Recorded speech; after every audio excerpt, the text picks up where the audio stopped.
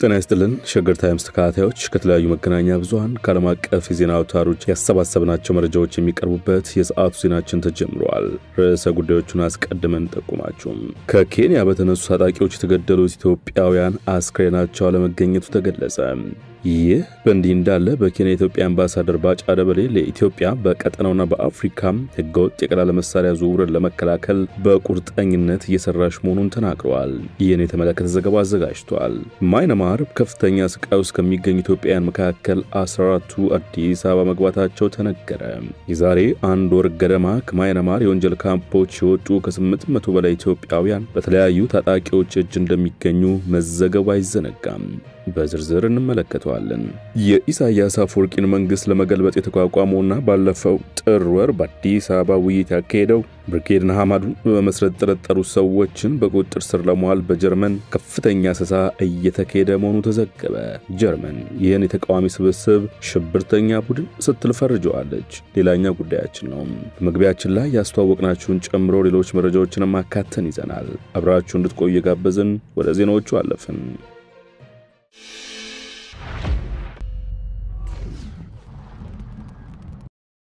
ከኬንያ በተነሱ ታጣቂዎች የተገደሉት ኢትዮጵያውያን አስክሬናቸው አለመገኘቱ ተገለጸ። ይህ በእንዲህ እንዳለ በኬንያ ኢትዮጵያ አምባሳደር ባጫ ደበሌ ኢትዮጵያ በቀጠናውና በአፍሪካ ህገወጥ የቀላል መሳሪያ ዝውውርን ለመከላከልና ለመቆጣጠር በቁርጠኝነት እየሰራች መሆኑን ተናግረዋል። ባለፈው የካቲት ወር በሰሜናዊ ኬንያ ቱርካና ግዛትና በኢትዮጵያ ደቡባዊ ክፍል በደቡብ ኦሞ ዞን ዳሰነች ወረዳ በአሳ ማስገሪያ መረብና ጀልቦች ስርቆት የተቀሰቀሰው ግጭት ለበርካቶች ሞት ምክንያት መሆኑ በወቅቱ መዘገቡ ይታወሳል። በተያዘው ሳምንት ደግሞ በአካባቢው አስተዳደር ለበቀል የተደረገ ትንኮሳ በሚል በተገለጸው ዳግመኛ ግጭት የሰዎች ህይወት መጥፋቱን ዳሰነች ወረዳ አስተዳዳሪ ታደለ ሀቴ ለቲክቫ ኢትዮጵያ ተናግረዋል። የአሁኑ ግጭት ምክንያት ባለፈው ቤተሰብ የሞተባቸው ወጣቶች በቱርካና በኩል የበቀል ጥቃት በማድረሳቸው ነው ያሉት ታደለም በጥቃቱ ከኢትዮጵያ በኩል 4 ሰዎች ሲሞቱ 3 መቁሰላቸውና 9 ከብቶችን በኬንያ አርብቶ አደሮች መወሰዳቸውን ገልጸዋል። በየካቲቱ ግጭት ወቅት በሁለቱም በኩል የሰው ህይወት ጠፍቶ ነበር ሲሉ ያስታወሱት አስተዳዳሪው ከኢትዮጵያ በኩል 13 ሰዎች ሞታቸውና ግጭቱ በአብዛኛው በቱርካና ሐይቅ ላይ ስለነበር እስካሁን የሁለቱ አስክሬን ብቻ መገኘቱን ተናግረዋል። የደቡብ ኢትዮጵያ ክልልና የሰሜን ኬንያ ቱርካና ግዛት ከፍተኛ አመራሮች በተገኙበት በተደረገው ውይይት መሰረት የኬንያ አርብቶ አደሮች ከኢትዮጵያ በኩል የወሰዷቸው 120 የአሳ ማስገሪያ መረብ፣ 6 ጀልባዎች፣ 1 የአርብቶ አደር መሳሪያ እንዲመልሱና በአንጻሩ የዳሰነች አርብቶ አደሮች ከኬንያ በኩል የተወሰዱ 120 የሚሆኑ መረቦች፣ 15 ጀልባዎችና 1 የአርብቶ አደር መሳሪያ እንዲሁም 1 ሞተር ሳይክል ለመመለስ ከስምምነት ላይ ቢደረስም ከኬንያ በኩል ምንም የተመለሰ ነገር የለም ብለዋል። የኛ አርሶ አደሮች ግን ከ15 ጀልባዎች 9ን በመመለስ 6ቱን በራሳቸው 6ቱ ጀልባዎች ምትክ ከመያዛቸው ውጪ ሁሉንም ንብረቶች ማስረከባቸውን አስረድተዋል። የንብረት መረካከቡ ቀሪ ስራዎች አሉ የሚሉት አስተዳዳሪው አካባቢው ወደ ቀደመ ሰላሙ ለመመለስ በኬንያ በኩል ከአካባቢው ባለስልጣናት ጋር ለመነጋገር ቀጠሮ ተይዟል ብለዋል። በኬንያ ቱርካና በኩል ከዚህ ቀደም ንብረት በመመለስ በኩል ከፍተኛ ችግሮች መኖራቸውና ለአብነትም በ2012 ዓ.ም ከ1400 በላይ ከብቶች ተወስደው እንዳልተመለሱ አስታውሰዋል። ይህ በእንዲህ እንዳለ ኢትዮጵያ በቀጠናውና በአፍሪካ ህገወጥ ቀላል የመሳሪያ ዝውውር ለመከላከልና ለመቆጣጠር በቁርጠኝነት እየሰራች እንደምትገኝ በኬንያ ኢትዮጵያ አምባሳደር ባጫ ደበሌ ገልጸዋል። አምባሳደር ባጫ ደበሌ ከቀጠናዊ የቀላል ጦር መሳሪያ ቁጥጥር ማዕከል ዋና ጸሐፊ ጂን ፒየር ቢቴንዲጅ ጋር ዛሬ በናይሮቢ በተወያዩበት ወቅት ነው የተናገሩት። ውይይቱ ማዕከሉ በቀጠናው ህገወጥ የቀላል ጦር መሳሪያዎችና አነስተኛ ትጥቆች ዝውውር የመቆጣጠር አቅሙን ማሳደግ የሚቻልበት ሁኔታ ላይ ያተኮረ ነው። አምባሳደር ባጫ ኢትዮጵያ በቀጠናው ዘላቂ ሰላምና መረጋጋት እንዲሰፍን ቁርጠኝነት እንዳላት ገልጸዋል። ኢትዮጵያ ህገወጥ የአነስተኛ ጦር መሳሪያ ዝውውርን ለመቆጣጠር የተደረገ ባለው ጥረት ያላትን ሚና አጠናክራ እንደምትቀጥልም አመልክተዋል። የቀጠናዊ የቀላል ጦር መሳሪያ ቁጥጥር ማዕከል ዋና ጸሐፊው ጂን ፒየር ኢትዮጵያ በአፍሪካ ቀንድ ሰላምና መረጋጋት እንዲሰፍን በአገራት መካከል ያለውን ትብብር ለማሳደግ ያላትን ቁርጠኝነት አድንቀዋል። ኢትዮጵያ በቀጠናውና በአፍሪካ ህገወጥ የቀላል ጦር መሳሪያ ዝውውር መቆጣጠር ጥረቶች ውስጥ ቁልፍ አጋር መሆኗን በናይሮቢ ኢትዮጵያ ኤምባሲ መረጃ ያመለክታል። ኢትዮጵያ የህገወጥ መሳሪያ ዝውውር ቁጥጥር ማድረግ ለደህንነትና ዘላቂ ልማት መረጋገጥ ከፍተኛ ሚና እንዳለው በጽኑ እንደምታምንም ተገልጿል። በማይናማር በከፍተኛ ስቃይ ውስጥ ከሚገኙ ኢትዮጵያውያን መካከል 14ቱ አዲስ አበባ መግባታቸው ተነገረ። የዛሬ አንድ ወር ገደማ ከማይናማር የወንጀል ካምፖች የወጡ ከ800 በላይ ኢትዮጵያውያን በተለያዩ ታጣቂዎች እጅ እንደሚገኙ መዘገቡ አይዘነጋም። በተለያዩ የድንበር አስተላላፊዎችና ህገወጥ የውጭ አገር የሥራ ስምሪት አከናዋዮች አማካይነት ተጨርብረው ከሀገር የወጡና በማይናማር ስካም ሴንተር ውስጥ ከቆዩ መካከል 14 ኢትዮጵያውያን ዛሬ ማለዳም አዲስ አበባ መግባታቸውን ሸገር ዘግቧል።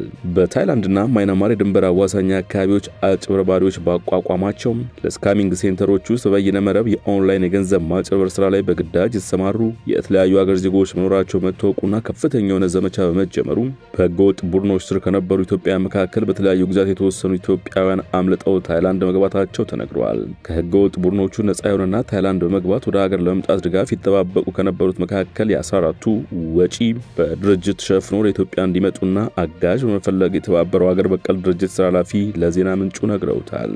እነዚህ ኢትዮጵያውያን አዲስ አበባ ከመግባታቸው አንድ ወር በፊት በማይናማር በሚገኙ ወንጀል ካምፖች በግዳጅ ሰራተኝነት ተይዞ የነበሩ ቢያንስ 800 ኢትዮጵያውያን በተለያዩ ሁለት ታጣቂዎች እጅ ላይ እንደሚገኙ በታይላንድ ያሉ የእርዳታ ድርጅት ምንጮችና በታጣቂዎች ስር ያሉ ኢትዮጵያውያን ነግረውኛል ብሎ ቢቢሲ መዘገቡ ይታወሳል።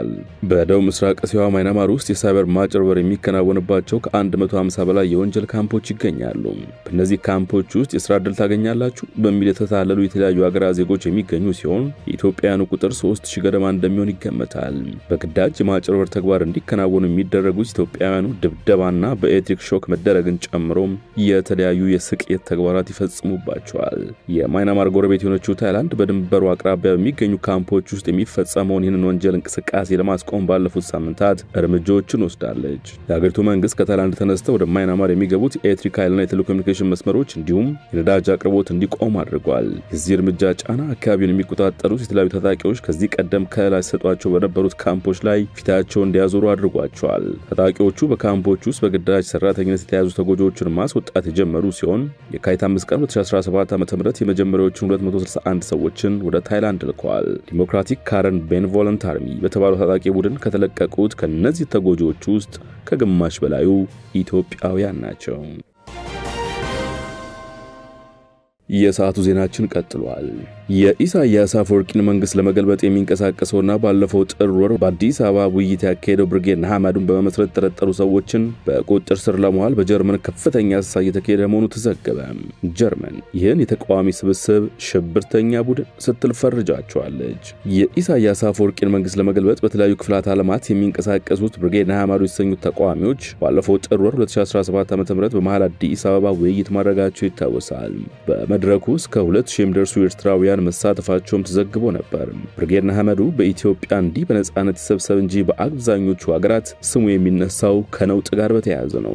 ለዚህም ይመስላል የጀርመን አቃቤ ሕግ ቢሮ ብርጌድ ንሓመዱ የተባለ ሽብርተኛ ቡድን በመመስረትና አባል በመሆን በተጠረጠሩ ሰዎች ላይ ከፍተኛ አሰሳ እያካሄደ መሆኑን ያስታወቀው። ብርጌድ ንሓመዱ የኤርትራ መንግስትን ለመጣል ያለመ ዓለም አቀፍ ትስስር ያለው ኔትወርክ እንደሆነ መቀመጫውን በካርልስሩህ ያደረገው የጀርመን አቃቤ ሕግ ቢሮ አስታውቋል። በ17 ተጠርጣሪዎች ላይ በ6 የጀርመን ፌደራል ግዛቶች በሚገኙ 19 ቦታዎች አሰሳ የተካሄደው ትናንት ረቡዕ ነው። ተመሳሳይ አሰሳ በዴንማርክ ጭምር መካሄዱን የጀርመን አቃቤ ሕግ ቢሮ አስታውቋል። በጀርመን በተካሄደው አሰሳ ከ200 በላይ የፖሊስ መኮንኖች ተሳትፈዋል። በመግለጫው መሰረት በቁጥጥር ስር የዋለ ተጠርጣሪ የለም። አሰሳው ያነጣጠረባቸው ተጠርጣሪዎች ብርጌድ ንሓመዱ ውስጥ ከፍተኛ የአመራርነት ቦታ ያላቸው መሆናቸውን የምርመራ ውጤቶች እንደሚያሳዩ መስሪያ ቤቱ አስታውቋል። እንደ ዶይቼ ቬለ ዘገባ ብርጌድ ንሓመዱ በሄሰን ግዛት በምትገኘው ጊዛን ከተማ ውስጥ ለአውሮፓውያን አቆጣጠር ነሐሴ 2022 እና መስከረም 2023 የኤርትራ የባህል ፌስቲቫል ላይ የተቀሰቀሱ ኃይለኛ ሁከቶችን በማደራጀት ይወነጀላል። በመስከረም 2023 በስቱትጋርት ከተማ በኤርትራውያን ማህበር ስብሰባ ላይ ለተፈጠረ ሁከትም ብርጌድ ንሓመዱ ተጠያቂ ይደረጋል። በሁከቶቹ በርካታ የፖሊስ መኮንኖች መጎዳታቸውን የጀርመን አቃቤ ሕግ ቢሮ ባወጣው መግለጫ አስታውቋል። ኤርትራን እየገዙ ባሉት ፕሬዝዳንት ኢሳያስ አፈወርቂ አገዛዝ ላይ ከዚህ ቀደም በዳያስፖራው ተቃውሞች ቢሰሙም ከባለፈው ዓመት ጀምሮ ግን መልኩን እየቀየረና የአገዛዙ ደጋፊዎች የሚያዘጋጇቸውን በዓላት በመቃወም በሚነሱ ግጭቶች ደም መፋሰሶች እየታዩ ነው።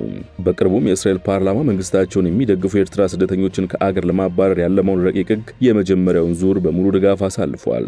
የስዊዘርላንድ ተወካዮች ምክር ቤት የጥገኝነት ጥያቄያቸው ተቀባይነት ያላገኙ ኤርትራውያንን በሶስተኛ ሀገር አድርጎ ወደ አፍሪካ የሚመለሱበትን ፕሮግራም አጽድቋል። ለንደንን ጨምሮ በተለያዩ ሀገራት የሚነሱ የደጋፊነት ተቃዋሚዎች ግጭቶች የተነሳ የዩናይትድ ኪንግደም ባለስልጣናት ኤርትራውያን የሚያከብሩት ፌስቲቫል እንደሰረዙ የዘገበው ደግሞ ቢቢሲ ነው። የትግራይ ክልልን ቀውስ ለመፍታት ከህወሓት ጋር ብቻ የሚካሄድ ውይይት መፍትሄ ያመጣም ሲሉ ባይቶናና ሳልሳይ ወያነ ትግራይ ሳወት ፓርቲዎች ተቹ። ጠቅላይ ሚኒስትር አብይ አህመድ ባለፈው ሳምንት በነበራቸው የፓርላማ ውሎ ከህወሓት አመራሮች ጋር ውይይት እያደረጉ መሆናቸውን የገለጹ ቢሆንም በክልሉ የሚንቀሳቀሱ ፓርቲዎች ግን ተቃዋሚ ፖለቲካ ድርጅቶችም ሊሳተፉ እንደሚገባ አጽንኦት ሰጥተዋል። ማህበራዊ መሰረታቸው ትግራይ ክልል የሆኑት ባይቶና አባይ ትግራይና ሳልሳይ ወያነ ትግራይ ሳወት ፓርቲዎች የፌዴራል መንግስትም ሆነ የውጭ ኃይሎች በክልሉ ወቅታዊ ጉዳይ ላይ የማያካሄዱት ውይይት ከፓርቲዎች ያሉ በክልሉ የሚንቀሳቀሱ ሌሎች ፓርቲዎችን አለማካተቱ ለውጥ እንዳይመጣ አድርጎታል ሲሉ ለአሃዱ ተናግረዋል። ፓርቲዎቹ ሁሉም የፖለቲካ ኃይሎች የችግሩ ገፈት ቀማሽና የፕሪቶሪያው ስምምነት ባለቤት መሆናቸው እየታወቀ ውይይቱና የመፍትሄ ሐሳቡ ከህወሓት ብቻ እንዲመጣ መጠበቅ ተቀባይነት የለውም ሲሉ ነቅፈዋል። የክልሉ ጉዳይ ሙሉ በሙሉ በህወሓት እጅ መሆኑ ያስከተለው ችግር እየታየ ነው ያሉት የባይቶና አባይ ትግራይ ፓርቲ ሊቀመንበር ክብሮም በርሄ ናቸው።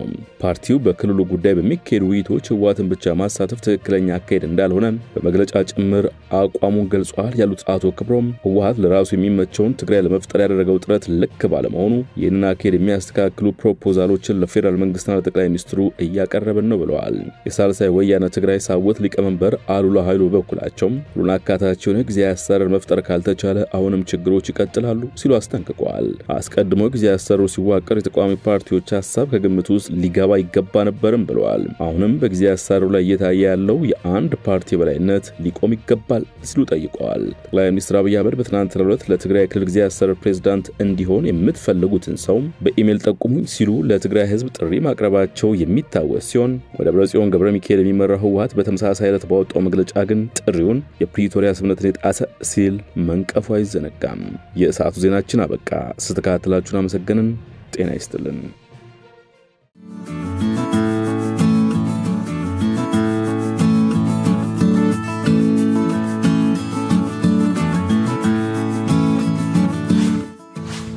ሸገር ታይምስ ሚዲያን ሰብስክራይብ በማድረግና ደወሉን በመጫን ይከተሉን።